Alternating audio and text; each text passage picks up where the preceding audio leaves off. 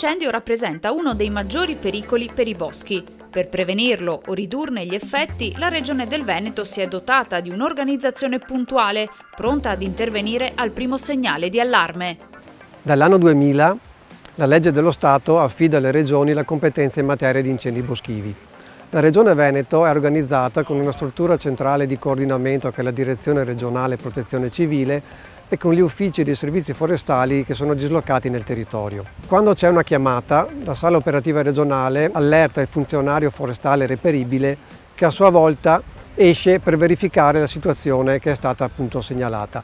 Vengono allertati quindi gli operai forestali, dei servizi forestali e i volontari antincendio boschivo convenzionati con la Regione.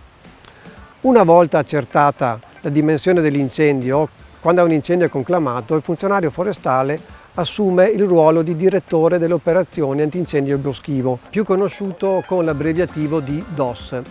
Il DOS è il responsabile di tutto quanto accade intorno a un incendio boschivo, quindi deve occuparsi delle squadre direttamente investite dei compiti di estinzione, di coordinare eventualmente i vigili del fuoco presenti, si può avvalere delle forze dell'ordine per garantire la sicurezza delle aree interessate dall'incendio.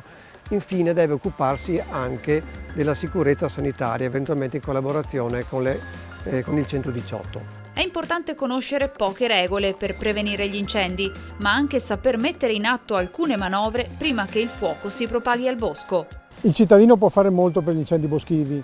Deve stare attento quando cammina nei boschi di spegnere bene le sigarette e i cerini, deve stare attento soprattutto quando fa il barbecue di spegnere bene le braci e utilizzare le aree dedicate proprio per questo tipo di attività. Quando il cittadino ha fatto questo, ha fatto il 90% delle attività che può fare, dopodiché deve lasciare libero il campo per permettere a noi, a tutte le forze dell'ordine, le forze e i professionisti di poter spegnere l'incendio.